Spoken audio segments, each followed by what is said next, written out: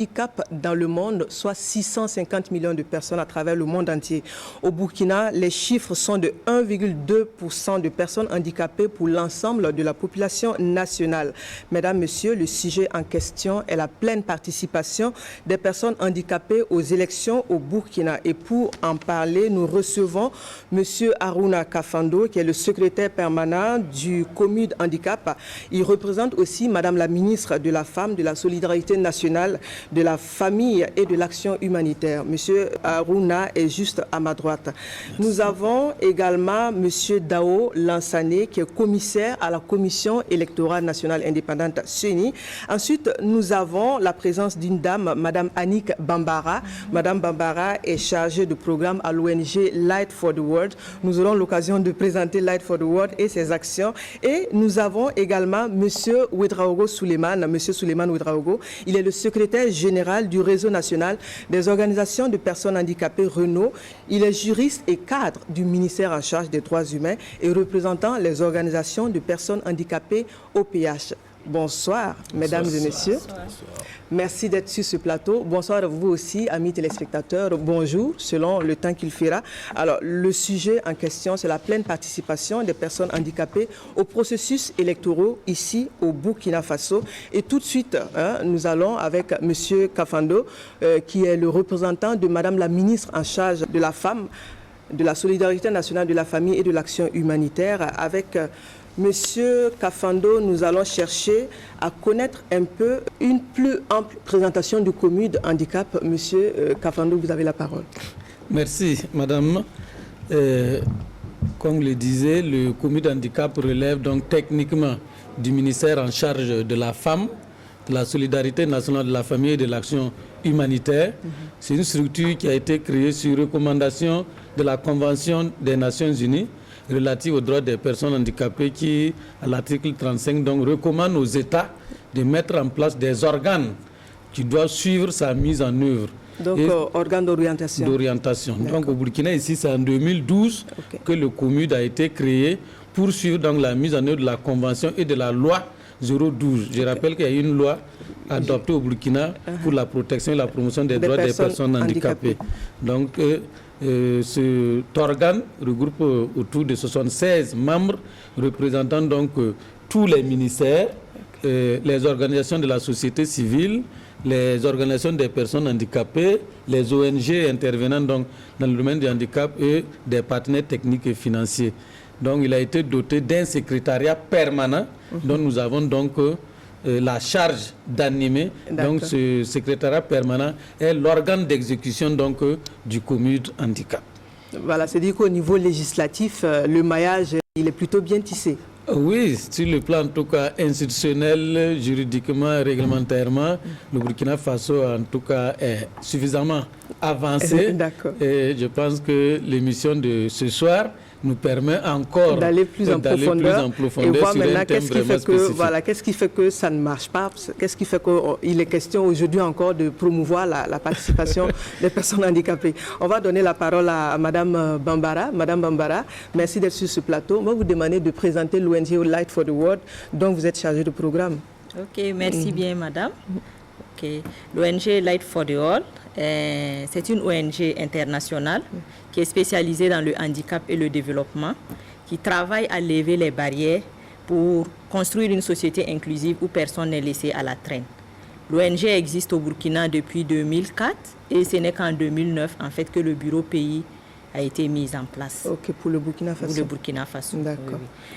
Mais sinon, nous intervenons spécialement dans le domaine de la santé oculaire, où nous travaillons beaucoup avec le ministère de la Santé et les organisations de la société civile pour offrir des soins oculaires et notamment le développement des ressources humaines et la santé oculaire à l'école et communautaire. Nous sommes également dans le domaine de l'éducation inclusive où nous travaillons toujours avec l'État, le ministère de l'Éducation nationale et aussi avec le réseau OCADES Caritas. Nous travaillons aussi également avec les écoles spécialisées pour voir comment on peut offrir les services pour faciliter l'inclusion des enfants handicapés. Des écoles spécialisées dans quel domaine? spécialisés, nous sommes en partenariat avec le CEFIS. D'accord. Il y a également déjà au niveau de l'UNABEPAM et il y a également ABAPE qui est dans le domaine de... Le domaine oculaire, c'est là. Non, ça c'est l'éducation inclusive. D'accord. Pour offrir l'accès à l'école aux enfants handicapés. D'accord. Et après cela, nous sommes enfin dans le domaine de l'autonomisation économique. Nous accompagnons pour l'indépendance financière des personnes handicapées. D'accord. Et avec des domaines transversaux du droit, nous sommes dans ce domaine-là. Et comment se passent vos actions? Comment cela se déroule sur le terrain? Est-ce que ça se passe plutôt bien? Est-ce que vous avez l'accompagnement? Vous avez l'impression d'avoir la compréhension des personnes vers lesquelles vous vous dirigez pour vous plaidoyer? Bon, en réalité, l'ONG Light for the All n'est pas dans la mise en œuvre comme ça. Nous sommes partenaires techniques et financiers, nous sommes dans le faire-faire. Nous sommes en partenariat avec l'État, avec les différents ministères, soit avec la société civile, ou souvent nous travaillons avec les organisations de personnes handicapées. Et c'est eux qui font, ou avec le réseau Caritas Burkina, et c'est eux qui font la mise en œuvre. Nous faisons l'aspect technique, conseil pour comment inclure les personnes handicapées et le côté financier. D'accord. Et de ce côté-là, ça se passe plutôt bien? Bon, de façon générale, je dirais oui. Parce que si nous continuons à accompagner, c'est que nous sommes satisfaits. Même si des défis existent et nous travaillons avec les partenaires à voir comment on peut ensemble lever ces défis ou trouver des solutions à ces défis-là. D'accord. On va revenir à vous, bien sûr, pour en savoir davantage sur votre action sur le terrain. Donc, la prochaine question va s'adresser à monsieur le commissaire de la CENI. Quelles sont les dispositions, les mesures que la CENI prend pour faciliter la participation de tous les citoyens de façon générale aux élections et particulièrement des personnes handicapées? Merci bien, madame. Pour en venir à votre question, je pense qu'il y a lieu de voir... de comprendre d'abord ce que c'est la CENI, dans sa composition, puis son fonctionnement, ses attributions. Et je pense que c'est à partir de là que nous allons voir quelles sont les dispositions qui sont prévues pour l'accompagnement des personnes handicapées. Voilà. Bon, handicapées, c'est bien avec handicap. D'accord. Voilà. Il faut dire que la CENI, c'est l'institution chargée d'administrer, d'assurer le vote au niveau de Burkina Faso, qui est composée de 15 commissaires. Voilà, au niveau de son instance dirigeante, il y a 15 commissaires avec un bureau permanent. Le bureau permanent est de 5 membres. Voilà, les 5 membres sont issus. 4 de 2 de l'opposition, voilà, 2 de la majorité, et puis 1 de la société civile.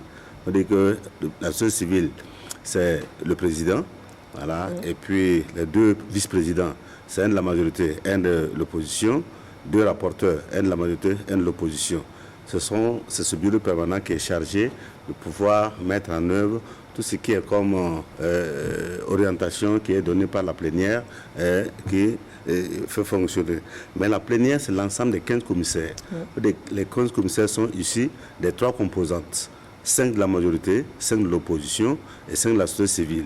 Les 5 de la société civile là sont entre autres les coutumiers qui ont un représentant, les catholiques un représentant, les protestants un représentant, et puis la société civile, ou demande les organisations de la société civile issues des droits humains un représentant. Voilà. Pardon, les musulmans, oui, et un représentant. Donc je parle des coutumiers religieux, voilà. Donc pour dire que c'est ces 3 composantes-là réunies qui font la plénière des commissaires, qui donnent les orientations, qui fixent tout ce qu'il y a comme politique de gestion en matière de fonctionnement et le bureau permanent met en œuvre. Donc il faut dire que dans sa composition en tant que telle, vous avez la plénière des commissaires, vous avez au niveau des concentrés les démembrements qui descendent. Après les démembrements, nous avons des démembrements à l'intérieur comme à l'extérieur, avec l'introduction du vote des Burkinabés de l'extérieur. Et vous avez enfin les membres des bureaux de vote. Tout ce sont des personnels qui rentrent en appui à l'organisation des élections. Et enfin, le personnel technique de la CENI qui accompagne tout ce qui est comme travail à mettre en place. Maintenant, par rapport aux activités mises en place pour participer ou du moins accompagner la participation des personnes handicapées, il faut dire que c'est dans toutes les activités programmées au niveau de la CENI qu'on devait tenir compte. Les mesures, est-ce que c'est pas mieux qu'on aille sur les mesures de façon générale, les mesures que la CENI prend pour faciliter la participation des personnes vivant avec un handicap? Ok. À ce niveau-là, il y a l'article 91 qui voudrait que on tienne compte des personnes qui vivent avec handicap, notamment visuel, qui voudrait que s'ils viennent au niveau du vote, ça c'est uniquement, exclusivement ça, qu'ils se fassent assister par des personnes de leur choix ou bien un membre du bureau de vote qui l'aiderait à pouvoir accomplir son vote. En dehors de ça, il y a d'autres dispositions qui devaient être prises, qui en l'occurrence notamment l'aménagement des bureaux de vote. Voilà. Ça se fait, mais il faut dire que de façon globale, c'est l'architecture même des lieux, des votes là qui devaient prendre ça en compte bien avant que les bureaux de vote ne soient. Vous savez très bien que la désignation, la définition de ces bureaux de vote là, c'est des réquisitions que nous faisons auprès de généralement de l'administration publique pour pouvoir bénéficier de ces lieux là. Donc si déjà c'est dans l'accessibilité de ces lieux publics là était déjà prenant en compte ces dispositions, pour nous la CENI c'était déjà une bonne chose. Mais ce qui devait être de la responsabilité de la CENI, c'est généralement disons au niveau de ceux qui ont des difficultés de vision, on doit prévoir au moins les mécanismes de braille pour les permettre au niveau des bulletins de pouvoir utiliser des bulletins spécifiques pour eux. On doit aussi tenir compte au niveau des urnes. Voilà, les urnes comme les isoloirs, parce qu'ils sont d'une spécificité. On devait tenir compte de tout ça pour pouvoir mettre en place ces dispositions-là, facilitant un peu leur approche. Mais bon, disons que c'est un plaidoyer qui a été fait. Sinon, bon, les élections se déroulent à un certain moment avec une certaine pression qui faisait que c'est vrai qu'on voit les dispositions, mais la mise en œuvre pose souvent un problème. Nous, ce qu'on voudrait est que nous sommes à un stade de la mise en œuvre des recommandations issues des élections passées. Voilà, il y a certaines recommandations qui sont en train d'être traitées sous forme d'ateliers, voilà, thématiques. Et on a pris en compte un certain nombre de difficultés rencontrées avec des solutionnements que on voudrait qu'à l'avenir, avec les élections à venir, on pourra prendre en compte tout ce qui est comme griefs qui ont été recrutés pour que nous puissions faire face à cette difficulté-là. D'accord. Voilà. Alors, la prochaine question, ce sera les dispositions juridiques, comme je vous l'ai dit tantôt. Mais avant, j'aimerais qu'on donne la parole à M. Ouedraogo pour qu'il dise quand même un mot, avant qu'on aille sur la prochaine question, sur les mesures qui ont été présentées par la CENI. M. Ouedraogo, quelle est votre appréciation de l'état des lieux de ces mesures-là qui a été présentée par M. le commissaire de la CENI? Merci. Je voudrais tout d'abord remercier le comité d'handicap pour cette belle initiative. Vous comprendrez que, monsieur le commissaire, quand vous avez parlé des mesures que la CENI a adoptées plus ou moins pour faciliter la participation des personnes handicapées aux élections, monsieur le commissaire lui-même a eu des difficultés pour l'exposer. Tout à fait. Voilà, parce que, comme il a dit, il y a plus de difficultés que de mesures. D'accord. Alors, les mesures au niveau du cadre juridique, eh bien, le Burkina Faso est un exemple.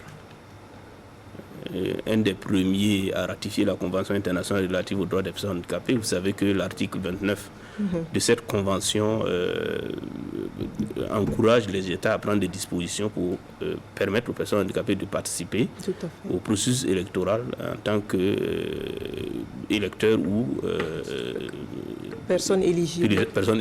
Oui. La Constitution n'est pas restée en marche, notamment son article 12. Tout à fait.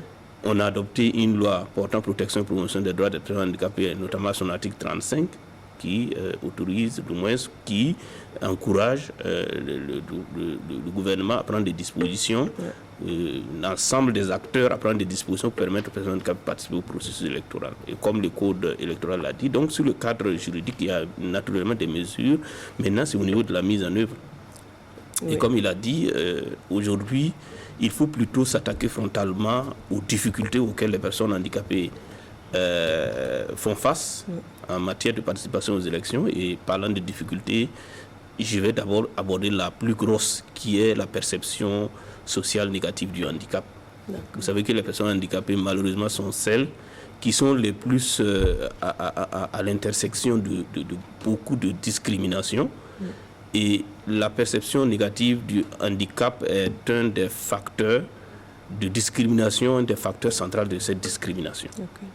Quand on considère par exemple la personne handicapée, le handicap comme une maladie contagieuse, naturellement vous comprendrez qu'il va être difficile pour cette personne-là, des barrières naturellement d'approche par rapport à sa participation. Quand on estime que le handicap est le résultat d'une malédiction, qui va vouloir lever une sanction divine? Alors, il y a également qu'on pense souvent que la personne handicapée est incapable. On entend souvent quand nous-mêmes on s'engage dans ce processus électoral, qu'on arrive dans un meeting, on dit mais qu'est-ce qu'elle aussi elle fait ici? Et il y a les difficultés liées à l'accès à la communication, comme le commissaire l'a dit. Communication avant et après les élections. Communication parce que les informations en direction du grand public n'est pas accessible. Le journal parlé n'est pas traduit en langue des signes. Les spots publicitaires, les émissions de débat sur le processus électoral n'est pas traduit en langue des signes. Les quotidiens ne sont pas traduits en braille. Et même les informations qu'on poste ou du moins on diffuse sur les réseaux sociaux, l'Internet et autres ne sont pas diffusés dans des formats accessibles aux personnes handicapées. Donc il y a bien des difficultés. Il y a l'inaccessibilité des personnes handicapées, par exemple, aux bâtiments abritant, par exemple, les bureaux de vote, par manque de rampes d'accès, par manque de fauteuils roulants. Il y a que le secret du scrutin chez les personnes handicapées visuelles, comme il l'a dit par exemple, par manque de bulletins adaptés. C'est vrai que l'article 91, comme le commissaire l'a dit, autorise toute personne handicapée qui a des difficultés d'exprimer sa voix librement, de se faire assister par une tierce personne, une personne de son choix. Mais malheureusement, cela ne garantit pas le secret du scrutin. Ça ne garantit pas également la fidélité du scrutin. Je peux me faire assister par mon voisin qui malheureusement n'est pas du même bord parti que moi. Donc nous sommes dans un jeu électoral et tout le monde travaille de sorte à ce que ce soit son parti qui remporte les élections. Donc naturellement, je peux être facilement, ma voix peut être facilement dupée. Donc voilà un certain nombre de difficultés auxquelles nous faisons face. Et je pense que c'est à ces difficultés-là que la CENI doit trouver véritablement des solutions durables pour permettre aux personnes handicapées de participer à l'avenir aux élections. C'est vrai que les élections présidentielles sont passées, législatives également, mais il y a les élections municipales et qui sont annoncées. Et je pense que c'est une activité, à mon avis, qu'on doit toujours commencer un peu tôt. Comme il a dit, quand on attend au moment des aoûts électorales pour commencer certaines activités de plaidoyer, la CENI se trouvant dans la pression a du mal à vous suivre. Et la plupart du temps, les solutions qu'on propose sont malheureusement des solutions plus ou moins superficielles qui ne s'attaquent pas au fond du problème. Donc je pense que ce plaidoyer, c'est vraiment la bienvenue. Et nous espérons que la CENI qui est là sur le plateau avec nous va prendre vraiment bonne note de tout ce que nous allons dire et à l'avenir améliorer véritablement la participation des personnes handicapées au processus électoral. D'accord, merci M. Ouedraogo. Pendant que M. Lansane, M. le commissaire est interpellé, je pense qu'on va lui donner la parole en même temps pour réagir aux propos aux suggestions aussi de M. Ouedraogo. Très bien, merci madame. Il faut dire que comme nous l'avons tous vu avec la mise en œuvre, on a confronté à un certain nombre de difficultés. Mais il faut dire que l'accompagnement des personnes handicapées, ce n'est pas seulement à l'administration du vote. Il y a tout un ensemble d'activités qui est prévu dans toutes les phases de cycle électoral, à savoir la phase préparatoire, la phase électorale et la phase post-électorale. Pour dire que l'ensemble des activités se mènent à la phase préélectorale. La phase préélectorale qui voudrait dire que nous devons avoir des dispositions qui prennent en compte la partie sensibilisation, qui est essentielle d'ailleurs. C'est pourquoi il y a des projets qui sont lancés pour recruter un certain nombre d'OSC pour pouvoir faire ces sensibilisations, l'éducation citoyenne. Je crois que au résultat en 2020, il y a un certain nombre de structures de personnes handicapées qu'on a tenu compte pour leur donner ces financements-là afin qu'ils puissent faire ces activités. Je pense que M. Souleymane peut en témoigner. Il y a ça. Il y a aussi au niveau des formations. Il y a un certain recrutement des formateurs, tout comme bien d'autres formations qui sont prévues. La tendance voudrait qu'on tienne compte de la spécificité des personnes handicapées pour avoir peut-être un quota qu'on va réserver. Sinon, on a des TDS standards pour toute personne capable de pouvoir le faire, qui a un bon profil. On recrute sans tenir compte. Mais avec ces plaidoyers, je pense qu'on pourra intégrer désormais la spécificité des personnes handicapées pour qu'on puisse tenir compte dans le choix de ces formateurs-là. Et il y a l'observation électorale. À ce niveau aussi, ils doivent pouvoir participer avec des personnes capables de pouvoir faire ce travail-là. En dehors de ça, vous avez la mise en place des démembrements. Et ça aussi qu'il faut travailler à avoir des gens à ce niveau-là pour qu'on intègre dans ces démembrements, dans chaque commune, dans les arrondissements, un peu partout. Ces démembrements sont mis en place au moment de choses. Et il y a les bureaux de vote. Le membre des bureaux de vote. À ce niveau-là aussi, je pense que c'est un très grand nombre de personnes qu'on recrute et il faut tenir compte de ces personnes handicapées qui doivent pouvoir nous servir. Voilà, donc voilà un certain nombre d'activités, une liste d'activités que nous tenons compte. Et puis la communication dont il fait cas. Voilà, il faut, dans les outils de la communication, tenir compte d'eux en essayant de nous adapter pour que nous puissions avoir au moins une communication ciblée qui va être beaucoup bénéfique pour eux. Voilà un peu ce que je peux ajouter par rapport à ça. D'accord. Alors, on va aller sur le point suivant, les dispositions juridiques favorables à la participation des personnes handicapées au processus électoral au Burkina. On va poser la question à M. Kafando. Merci.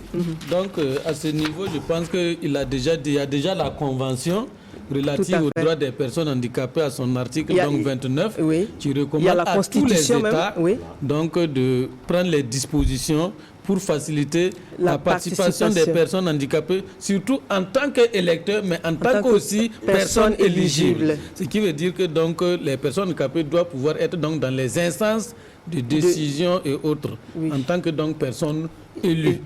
Ensuite, il y a la Constitution qui, à son article 12, aussi qui recommande, donc, qui a pris les dispositions pour dire que tous les Burkinabés, y compris donc les personnes handicapées, ont le droit donc de participer à la gestion des affaires de l'État et donc peuvent être candidats et éligibles.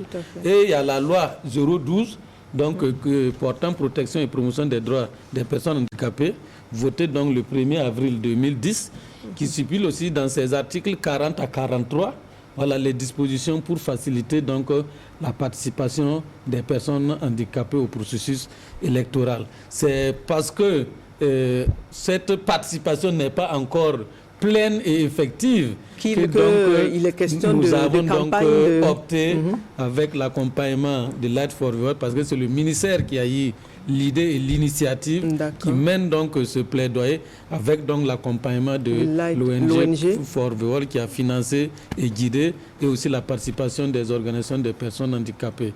Donc vraiment sur le plan juridique, on est suffisamment bien campé, et même le code électoral, c'est les articles 91, 92 aussi qui parlent donc de la participation des personnes handicapées au processus électoral, mais limité à la possibilité de se faire aider pour voter. Je pense que cette difficulté aussi, Souleymane l'a relevé. Si tu es une personne handicapée visuelle, tu demandes à quelqu'un de voter tel parti ou bien telle personne. Il peut aller voter quelqu'un d'autre. Tu n'as pas vu, tu ne connais pas. Tu es une personne handicapée sur fauteuil roulant, tu arrives, l'isoloir est petit, tu ne peux pas arriver là où on met chaud, tu demandes à quelqu'un de mettre l'encre pour toi, il peut mettre ailleurs que tu ne veux. Donc il y a ces petites difficultés. Ce sont des mesures pratiques que la CENI voudrait bien prendre, mais il faut qu'on aille un peu aussi au-delà.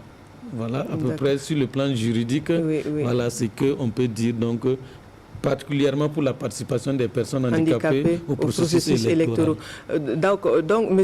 Kafando, vous présentez un dispositif juridique assez complet. Est-ce à dire que vraiment, on n'a pas besoin, plus besoin d'articles de loi, de textes de loi dans ce domaine-là? Est-ce que c'est sûr et certain? Bon, je ne dirais pas que c'est sûr et certain, parce que, comme on le dit, tous les textes Peut-être que d'autres, on trouve qu'on peut les améliorer, mais ce qui est nécessaire, déjà, c'est que ce qui existe même, on n'a qu'à commencer à l'appliquer, la mettre en œuvre et on pourra améliorer. Sinon, il y en a aussi qui disent qu'au niveau du code électoral, il y a des dispositions qui parlent donc du vote des incapables.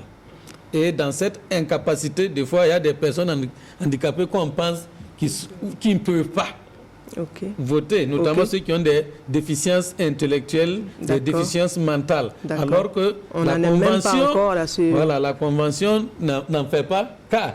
Ils sont des citoyens. Voilà, le régime des incapacités connu au niveau des choses devrait être plus ceux qui sont en porte-à-faux avec la loi et que la loi les interdit de voter. Mais comme on a parlé seulement des incapacités de façon générale, certains types de personnes handicapées peuvent se retrouver sous le coup donc, de cette législation. Donc on ne peut pas dire que c'est complet à 100%, mais ce qui est là devrait nous permettre donc d'avoir une participation pleine et effective. Voilà. Allons d'abord sur ça. Et voilà, donc pour reformuler, la non pleine participation des personnes handicapées n'a pas de lien avec le dispositif juridique actuel. Est-ce que c'est bien cela? Oui. D'accord. Ok. D'accord. On va demander à Mme Bambara de nous dire ce que vous pensez du dispositif juridique qui est en place actuellement. Ok. Je pense que je n'irai pas dans le sens contraire de ce que Monsieur Kafando a dit, parce qu'effectivement, quand vous regardez toutes les dispositions au niveau de notre pays, nous avons vraiment de belles lois, même si entre griffes, nous pensons qu'à certains niveaux, il y a des... Mais ce qui existe déjà peut permettre aux personnes handicapées d'être électeurs comme d'être des élus. Donc, essayons, tous les acteurs, essayons de la main ensemble de voir comment on peut travailler à lever ces barrières et permettre aux personnes handicapées de voter comme tous ou d'être des candidats s'ils veulent bien et ils ont la possibilité. D'accord. Est-ce que dans votre pratique quotidienne, est-ce qu'il vous est arrivé de faire face à un cas où peut-être la loi vous a particulièrement favorisé ou défavorisé l'application de la loi, d'un article de loi ou de la loi, de façon générale? Favoriser qui? Les personnes handicapées? Non, votre action. Nos actions? Voilà. Bon, pour l'instant, non, je ne pense pas, parce que jusque-là, nous travaillons avec les ministères et nous travaillons en droite ligne avec les politiques nationales. D'accord. Voilà. On va poser la question à M. Lansana Dao de la CENI. Oui. Quelle est votre appréciation du dispositif juridique présent actuellement pour la pleine participation des personnes handicapées aux élections? Comme je le dirais, suite à secrétaire permanent, le dispositif juridique actuel est beaucoup favorable par rapport à la personne handicapée. Mais au niveau de la CENI, c'est une seule disposition qui prévoit la prise en compte surtout des personnes malvoyantes. Alors que ça ne se limite pas seulement aux personnes malvoyantes. Il y a toute une catégorie de personnes qui rentrent dans le cadre de ces personnes handicapées-là. Donc moi je pense qu'il faut peut-être aller, ou du moins prendre en compte les réformes du code électoral en vue. Là, c'est déjà un minimum. Voilà, et il y aura une refonte après pour qu'on revoie l'ensemble du dispositif. Est-ce qu'il est adapté aux conditions d'aujourd'hui?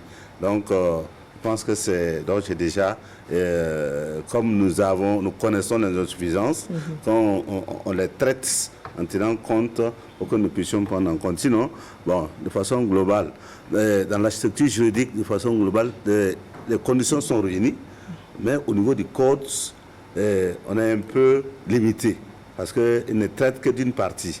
Voilà, et il faut quand même que dans la révision, on puisse tenir compte des autres dispositions là pour intégrer. Moi, je pense que ça peut aider quand même à résoudre un temps soit peu de difficultés. D'accord. Alors, M. Ouedraogo avait déjà abordé le sujet. On va lui demander à présent, M. Ouedraogo, quelle est votre appréciation? C'est vrai que vous avez présenté les dispositifs juridiques. Maintenant, comment est-ce que vous l'appréciez? Est-ce que c'est suffisant? Est-ce qu'il manque quelque chose? Est-ce que c'est là où se trouve le problème? Non, le dispositif juridique au Burkina Faso, en ce qui concerne les personnes handicapées, il est favorable.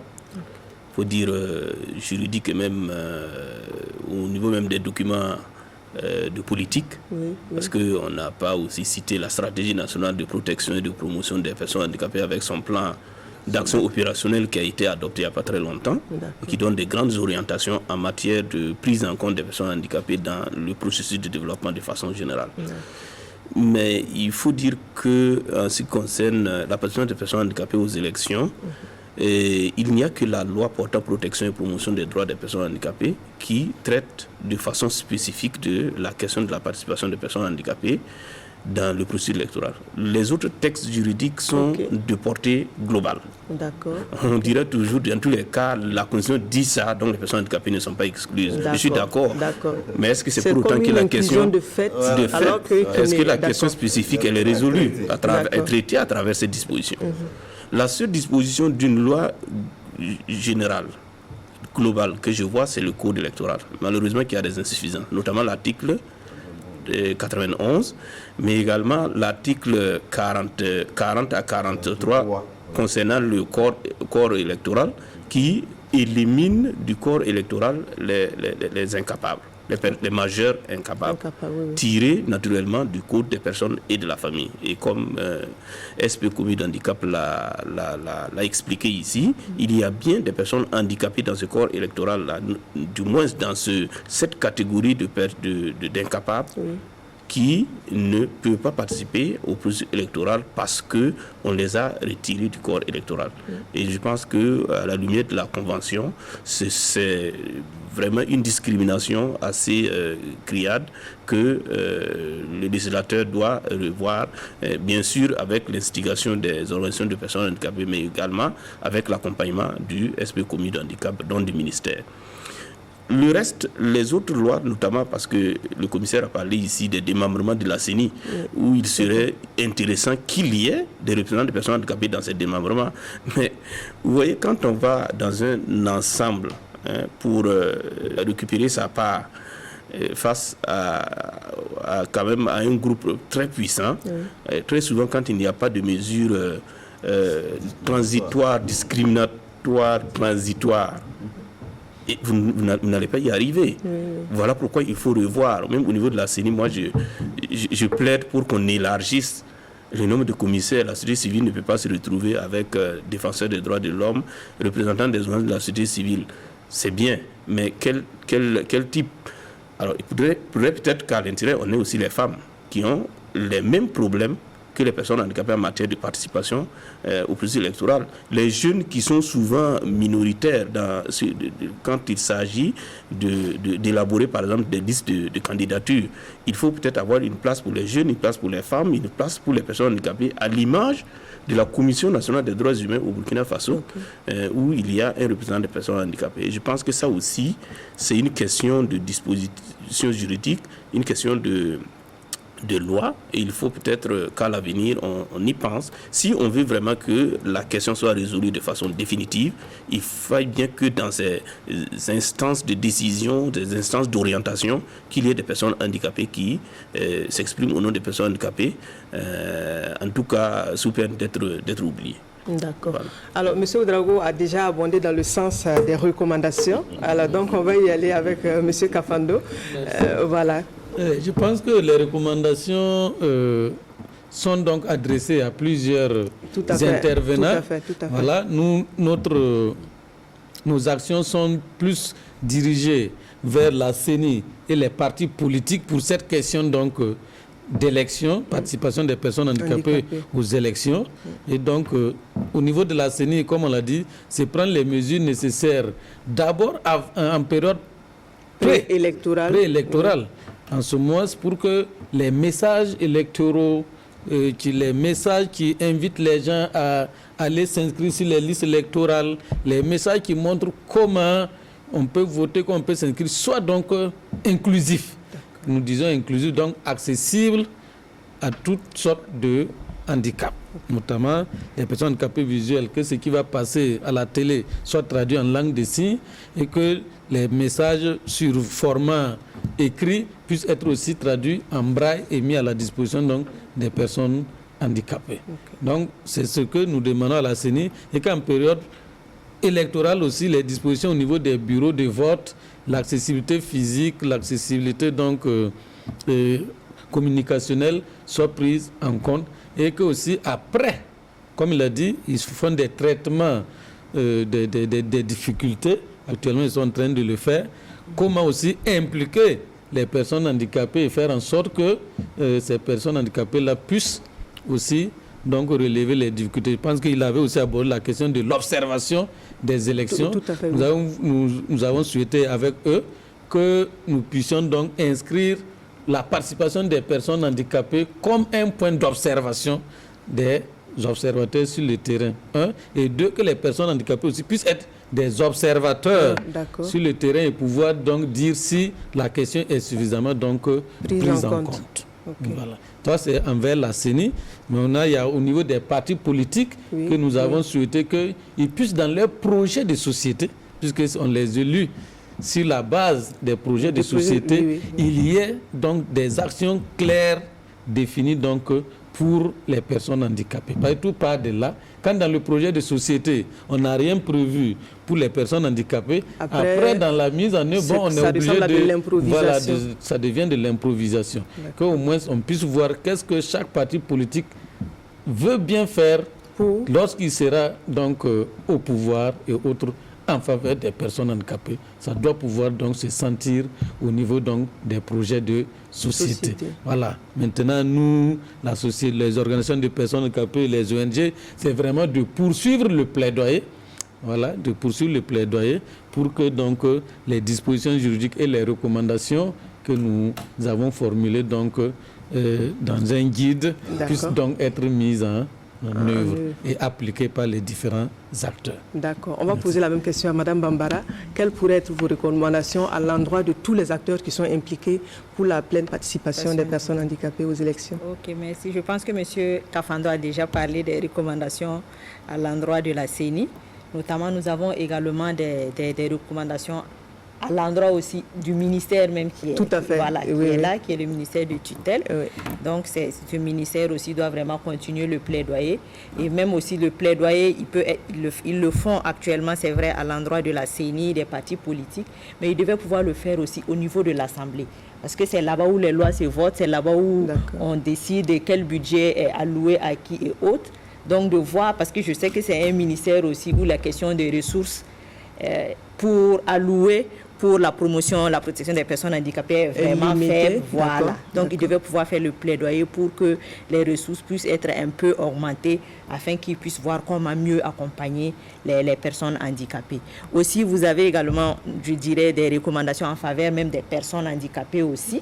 Parce que nous avons des organisations de personnes handicapées. S'ils veulent être écoutés, ils doivent pouvoir prendre le devant, le lead, pour eux-mêmes faire le plaidoyer, se faire entendre, même si c'est avec l'appui, par exemple, du ministère ou d'autres ONG ou d'autres sociétés civiles. Mais eux, ils doivent pouvoir prendre devant et montrer qu'ils sont capables et qu'ils peuvent et de vraiment lutter pour avoir leur place. Par exemple, ils parlent aussi souvent de la révision du code électoral. Je pense que les organisations de personnes handicapées peuvent faire le plaidoyer pour pouvoir être membres au cours de la révision, afin de pouvoir dire qu'est-ce qu'eux-mêmes ils veulent qu'on fasse pour faciliter leur participation. C'est eux qui doivent prendre devant pour vraiment demander ce qu'ils veulent voir là. D'accord. Impulser aussi une certaine dynamique parce que quand on est dans une situation, peut-être qu'on a la personne la mieux indiquée pour savoir de quoi il s'agit. Exact. Et nous-mêmes, en tant qu'ONG, que ce soit les ONG qui interviennent dans le domaine du handicap, nous devons poursuivre le plaidoyer et pourquoi pas voir dans quelle mesure. C'est vrai que les ressources sont rares,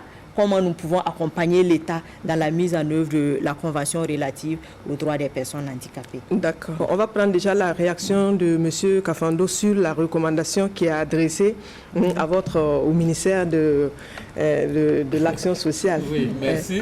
Je pense que la recommandation était même ressortie lorsque nous avons fait le plaidoyer au niveau de la CENI, où certains avaient déjà souhaité que nous puissions donc aller auprès aussi de l'Assemblée nationale pour ces sessions de plaidoyer.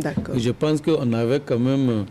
ça, c'est un projet qui finit d'ici quelques temps, mais avec le partenaire, il y a un nouveau cycle de projet qui va redémarrer. Nous pourrons donc étendre ces sessions de plaidoyer donc, au niveau donc, de l'Assemblée nationale et d'autres acteurs du domaine du handicap. Je pense que la ministre était elle-même présente à la CENI, aux côtés du président de la CENI, et la préoccupation avait été posée et je pense que l'engagement est pris pour que dans les prochains cycles donc, de projets, nous puissions donc prendre cela en compte. D'accord. Alors, M. Ouedraogo, il y a des recommandations qui ont été formulées à votre endroit de vos associations. Qu'est-ce que vous avez à dire là-dessus comme commentaire? Oui, je suis parfaitement d'accord avec la recommandation pour que les personnes handicapées prennent les devants. Tout à fait. Pour donc amener tout le monde à accepter et à nous accompagner. Je pense que nous sommes d'ailleurs dans cette dynamique parce que lorsque nous prenons d'ailleurs tout cet ensemble, que ce soit les textes juridiques qui ont été adoptés, voilà, ça a été quand même plus ou moins l'œuvre du plaidoyer des personnes handicapées qui a permis qu'on arrive à ce niveau. Mais je pense qu'on doit multiplier en tout cas des actions dans ce sens, mais surtout qu'on demande également l'accompagnement des ONG comme Light for the World qui vraiment est permanemment à nos côtés en matière de plaidoyer. Et je pense qu'il est de notre responsabilité et je pense que nous sommes là-dessus. D'accord. Voilà. C'est l'occasion peut-être de vous demander de nous faire un peu le résumé de l'action que vous menez au sein de votre association. Alors, au sein de notre association, nous menons une action conjointe avec le secrétariat permanent de protection et de promotion des droits des personnes handicapées, notamment dans le cadre du plaidoyer, parce qu'on s'est dit qu'il est toujours bien d'être accompagné quand même par des bras plus solides. Et je pense qu'avec le dynamisme et l'influence du ministère de la Femme et notamment de Madame la ministre, nous arrivons à ouvrir quand même des portes, à avoir quand même des rencontres de haut niveau, notamment la dernière fois avec la CENI, le président de la CENI était présent, avec le CEFOP, le président du CEFOP également était présent. C'est pas toujours évident quand il s'agit d'une organisation de personnes handicapées qui va vers ces institutions, de pouvoir rencontrer la bonne partie de l'institution et surtout les premiers responsables de l'institution. Donc je pense que nous menons cette action de façon conjointe avec, parce que nous d'ailleurs on fait partie du comité d'handicap parce que c'est une structure multi-sectorielle et à l'intérieur de laquelle il y a les personnes handicapées. Et nous travaillons également aux côtés donc, des autres organisations de personnes handicapées dans la sensibilisation, mais surtout dans la formation. Parce que nous ne pouvons pas nous engager en politique quand on ne connaît pas du tout le terrain politique. Donc il faut une formation à la citoyenneté, au civisme, une formation en tout cas à la responsabilité de tout un chacun face aux défis auxquels nous faisons face. Voilà. Donc, monsieur le commissaire, la parole vous revient à nouveau. Voilà, donc moi je dirais que la CENI regroupe un certain nombre d'acteurs. C'est l'effort conjugué de l'ensemble de ces acteurs qui pourront nous amener à pouvoir arriver au bout de ça. Donc, les recommandations qui sont adressées à la CENI, c'est vrai qu'elle a un certain nombre de responsabilités, mais les responsabilités sont partagées.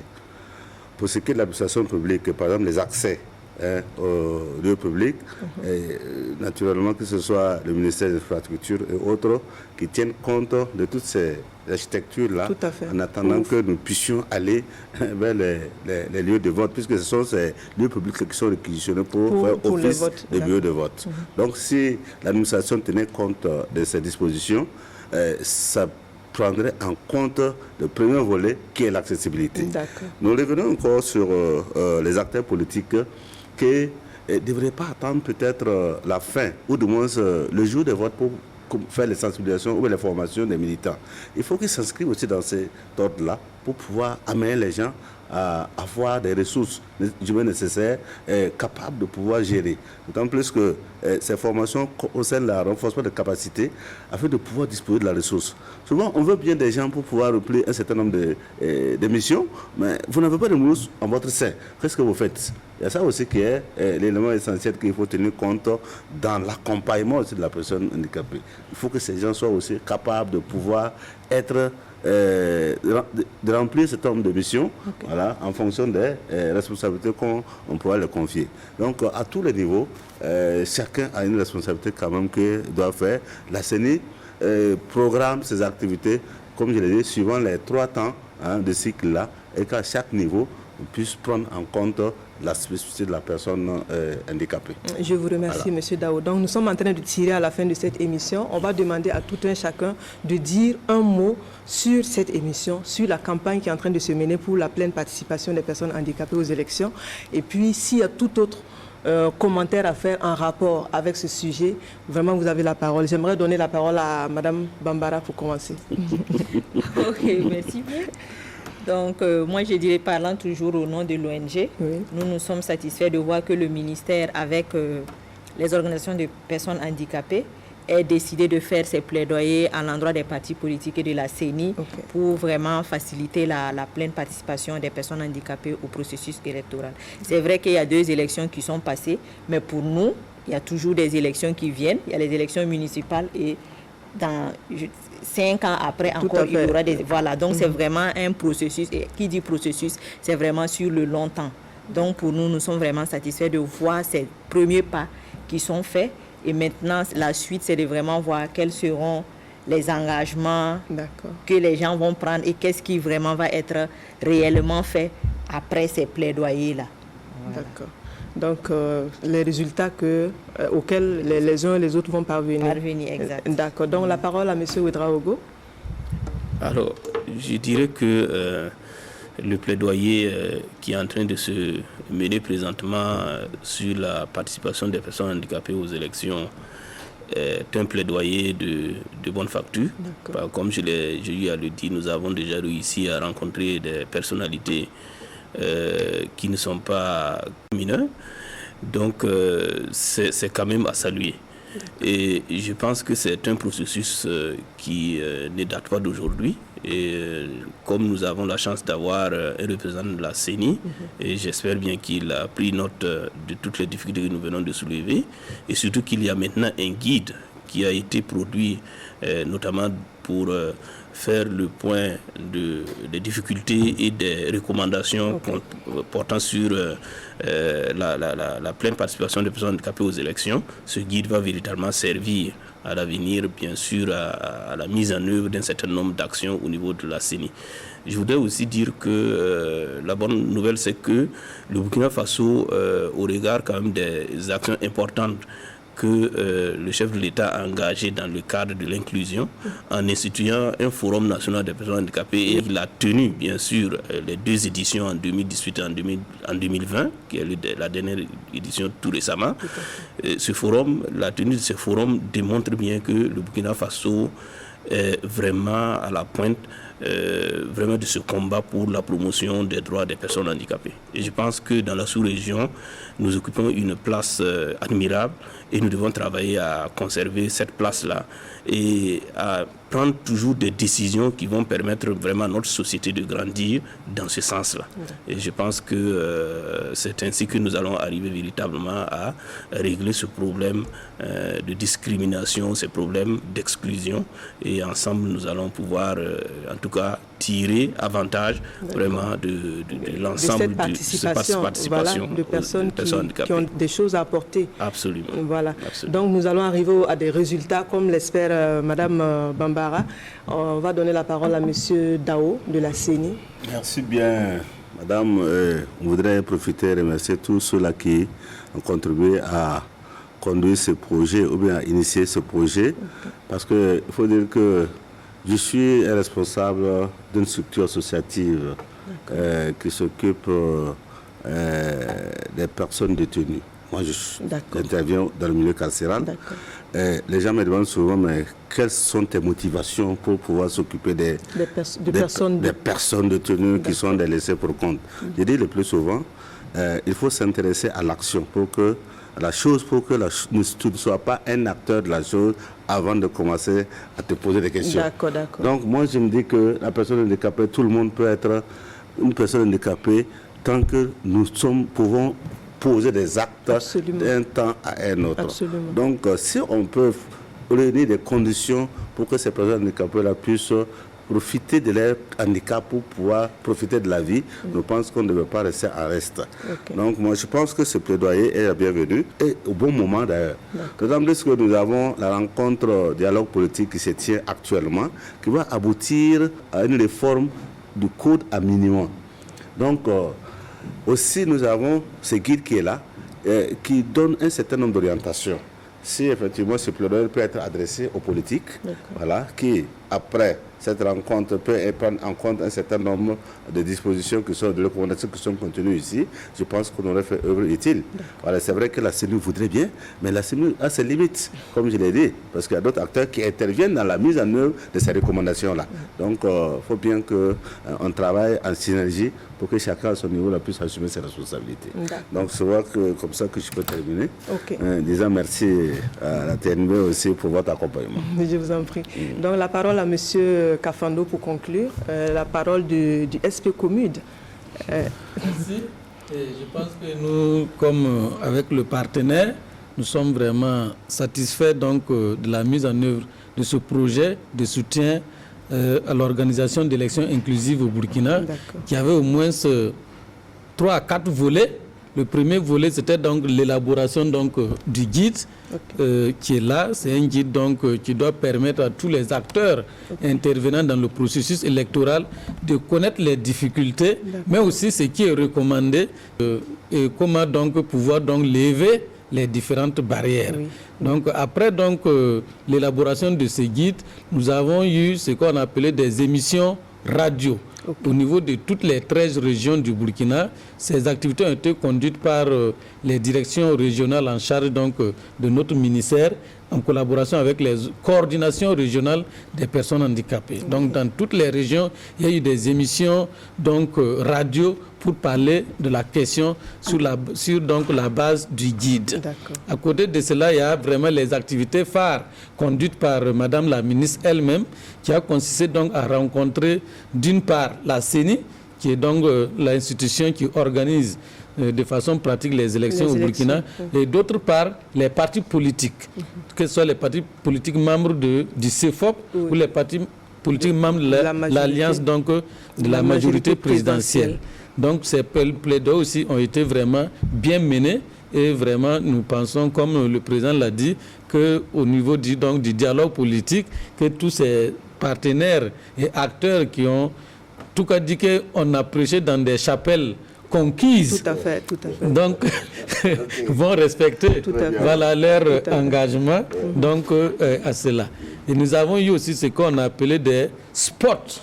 Il y a eu des spots radio et des spots télé qui sont passés sur les différentes chaînes au niveau de notre pays pour parler de la question. Et je pense que l'émission actuelle que vous animez est vraiment vient couronner, je vais dire cette campagne de plaidoyer et de sensibilisation. Ça n'a pas été seulement des actions de plaidoyer, mais ça a été des activités aussi de sensibilisation du grand public à travers les radios et les masses médias. Voilà, merci beaucoup. Voilà, donc Monsieur Harouna Kafando, vous êtes le secrétaire permanent du Commude Handicap et vous représentez aussi Madame la ministre de la Femme, de la Solidarité nationale, de la Famille et de l'Action humanitaire sur ce plateau. Merci d'être venu. À côté de vous, nous avons la chargée de programme de l'ONG Light for the World qui est fortement impliquée pour l'implication des personnes handicapées de façon générale et pour ce cas-ci, pour l'implication des personnes handicapées aux élections. Nous avons M. Dao Lassané, qui est commissaire de la CENI, la Commission électorale nationale indépendante, et puis M. Outraourou Suleiman, le secrétaire général du réseau national des organisations de personnes handicapées, RENO. Il est juriste et cadre du ministère en charge des droits humains et représentant aussi les organisations de personnes handicapées au PH. Madame, Messieurs, voilà donc c'est la fin de cette émission que nous avons consacrée à l'implication des personnes handicapées au processus électoraux au Burkina Faso. Merci de nous avoir suivis. Bonne suite de programme sur la RTB. Bonsoir.